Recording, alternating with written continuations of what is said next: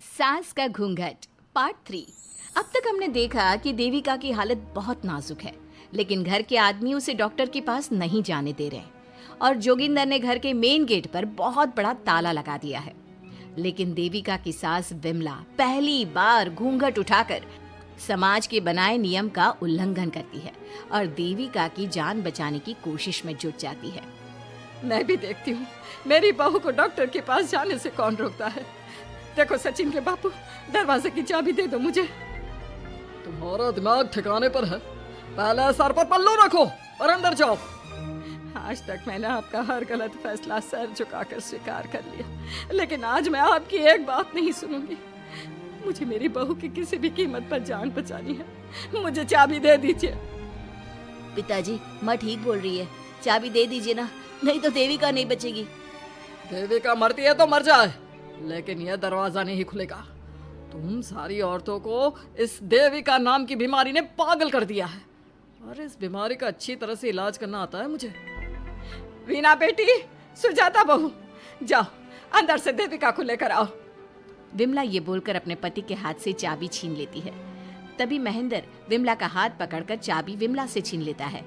भाभी, घर के मर्दों से टक्कर लेकर आप अच्छा नहीं कर रही हो। ये इस घर के संस्कार नहीं है। महेंद्र की बात सुनकर कम्मू अपने पति के हाथ से चाबी छीनकर कहती है, इस घर के संस्कार क्या है हम अच्छी तरह से जान गए हैं। आज इस घर का दरवाजा खुलकर रहेगा और देविका डॉक्टर के पास जाकर रहेगी। भाभी, ये लो दरवाजा खोलो। विमला ताला खोल देती है। तभी वीना और सुजाता देविका को लेकर आ जाती हैं। घर की सारी औरतें देविका को लेकर घर से जा रही होती है कि तभी सुजाता का पति मोहन उससे कहता है, सुजाता, तुम देविका को लेकर इस घर से निकल तो रही हो, लेकिन याद रखना, अगर तुमने एक कदम भी बाहर निकाला तो वापस इस घर में मत आना। मैं देविका के साथ अस्पताल भी जाऊंगी और वापस इस घर में भी आऊंगी। देखती हूँ कौन रोकता है मुझे। देखता हूँ कैसे इस घर के अंदर कदम रखती हो और कौन तुम्हारी मदद करता है। कानून मेरी मदद करेगा और कारट के दरवाजे हर नागरिक के लिए खुले हैं।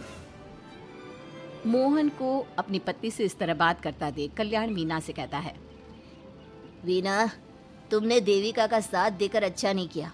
अगर तुम अभी भी इसके साथ गई तो अपना और मेरा रिश्ता खत्म समझना। मुझे कोई फर्क नहीं पड़ता। तुमने आज तक किया ही क्या है मेरे लिए। तुम खुद घर जमाई बनकर मेरे घर में रह रहे हो। कभी 100 रुपए की साड़ी दिलाई है मुझे? मेरे आने से पहले मेरा घर छोड़कर निकल जाना, समझे? ये बोलकर वीना और घर की सभी औरतें देविका को अपने साथ अस्पताल ले जाती है। वहां जाने के बाद डॉक्टर जल्दी से देविका का चेकअप करता है। चेकअप करने के बाद वो गुस्से से कहता है, ये क्या किया है तुमने? क्या हुआ डॉक्टर साहब?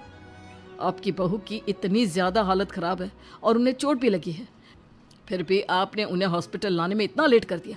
आपको 3 दिन पहले ही इन्हें हॉस्पिटल में एडमिट करवाना चाहिए था। हमसे गलती हो गई डॉक्टर साहब, लेकिन आप जल्दी कुछ करिए। हमारी बहू और उसके बच्चे को बचा लीजिए। देखिए, अभी कुछ भी कह पाना मुश्किल है।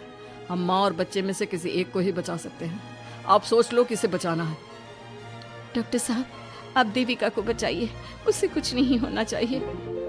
देखिए, हमें देविका का ऑपरेशन करना पड़ेगा। आप इनके पति को बुलाइए, हमें कुछ पेपर पर साइन करवाने हैं। डॉक्टर की बात सुनकर सभी औरतें सोच में पड़ जाती हैं। तभी वीना कहती है, डॉक्टर साहब, इनके पति नहीं आ सकते। ये इनकी सास है विमला देवी, आप इनसे साइन करवा लीजिए। लेकिन पेशेंट की हालत इतनी नाजुक है, इनके पति है कहाँ? वो अपने आदमी होने का धर्म निभा रहा है। पति धर्म के बारे में उसे कुछ नहीं पता। डॉक्टर साहब, वो नहीं आएगा। क्या क्या करना है आप मुझे बताइए। थोड़ी देर बाद डॉक्टर देविका का ऑपरेशन शुरू कर देते हैं। जब वो ऑपरेशन थिएटर से बाहर आते हैं तो कहते हैं, आप लोगों की किस्मत अच्छी है, देविका भी सुरक्षित है और उसका बच्चा भी। डॉक्टर, बेटा हुआ है या बेटी? बेटा हुआ है। सब लोग बहुत खुश होते हैं। कुछ दिन तक देविका उसी हॉस्पिटल में रहती है और उसके ससुराल की औरतों ने उसका बहुत ध्यान भी रखा। अब देविका कुछ हद तक ठीक हो गई। डॉक्टर ने देविका को घर जाने की इजाज़त दे दी, लेकिन सभी सोच में पड़ गए। हम भाभी को घर ले तो जाएं, लेकिन माँ, आपको घर का माहौल पता है ना। देविका भाभी अभी पूरी तरह से ठीक नहीं हुई। भाभी वहाँ आराम नहीं कर पाएंगी और पता नहीं घर के सारे आदमी हमारे साथ क्या करेंगे।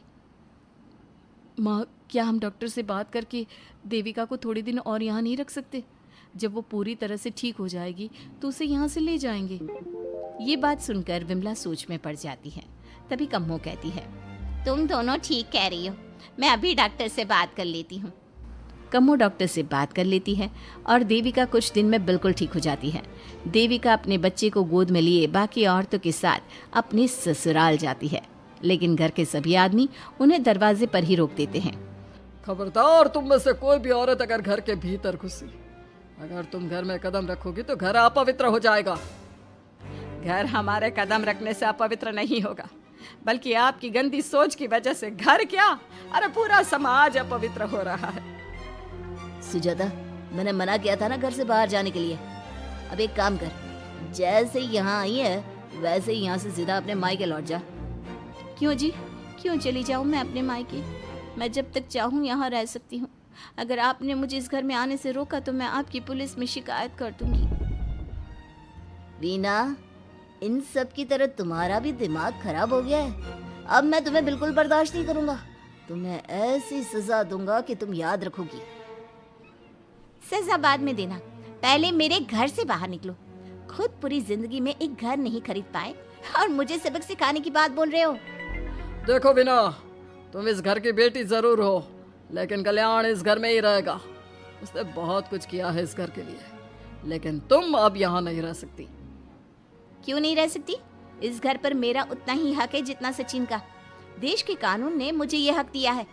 अगर मैं चाहूँ तो कोर्ट का सहारा लेकर इस जायदाद का आधा हिस्सा ले सकती हूँ। और हाँ कल्याण, तुमसे तलाक भी ले सकती हूँ।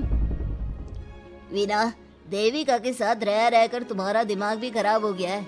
और कम्मो, मैंने तुमसे कितना मना किया, घर से बाहर मत जाओ, देविका की मदद मत करो, लेकिन तुमने मेरी एक नहीं सुनी। अब तुम इस घर से और मेरी जिंदगी से चली जाओ। ये कदम उठाकर तुमने बिल्कुल अच्छा नहीं किया। ये कदम तो मुझे उस समय उठाना चाहिए था जब मैं माँ बनने वाली थी। आपके झूठे अहंकार और गलत नियमों की वजह से मैंने अपने दो बच्चे खो दिए। अगर उस समय मैं दाई अम्मा से इलाज ना कराती और हॉस्पिटल चली जाती तो सचिन के बराबर मेरे भी 2 बेटे होते। सभी पति इस बात पर अड़े हुए थे कि वो अपनी अपनी पत्नियों को घर के अंदर नहीं आने देंगे। देविका बहुत देर तक सबकी बातें सुनती रही। फिर उसने अपने पति से कहा, सचिन, तुम्हारे घर के आदमियों की बात तो मैंने सुनी, अब तुम बताओ तुम्हारा क्या फैसला है? देविका, मुझे माफ कर दो, मैं तुम्हारे लिए कुछ नहीं कर सकता, मैं मजबूर हूँ। मुझे पता था सचिन, तुम्हारा यही जवाब होगा। मुझे अपने आप पर हैरानी है कि मैंने बिना रीढ़ की हड्डी वाले आदमी से प्यार ही क्यों किया, शादी क्यों की। अब मैं आप सबसे बस आखिरी बार पूछ रही हूँ, तुम हमें अंदर आने दे रहे हो या नहीं, या मैं पुलिस को फोन करूं? देविका, आज तक हमारे गांव में पुलिस ने कभी कदम नहीं रखा और तू हमारे घर के दरवाजे पर पुलिस को लेकर आएगी? तेरी हिम्मत कैसे हुई ये बात करने की? आज तक इन औरतों ने घर से बाहर कदम नहीं निकाला था और 2-4 दिन में तूने इन सबको इनके अधिकार भी याद करा दिए। अब तो तुम बिल्कुल इस घर में नहीं आ सकते। घर की औरतें घर के बाहर खड़ी थी और घर के आदमी घर के दरवाजे पर। उनकी लड़ाई देखकर पूरा गांव इकट्ठा हो गया। देविका को अस्पताल पहुंचाकर घर की औरतों ने काम तो अच्छा किया। इस काम से देविका और उसके बच्चे की जान भी बच गई, लेकिन इनकी जान बचाने की कीमत घर की औरतों को कैसे चुकानी होगी, इसके लिए आपको आने वाला एपिसोड देखना होगा। और हमारे प्यारे दर्शकों, हमें कमेंट करके ज़रूर बताइए कि देविका के साथ बाकी औरतों को क्या करना चाहिए। क्या उन्हें घर के अंदर जाने के लिए संघर्ष करना चाहिए या फिर वो घर छोड़कर चले जाना चाहिए?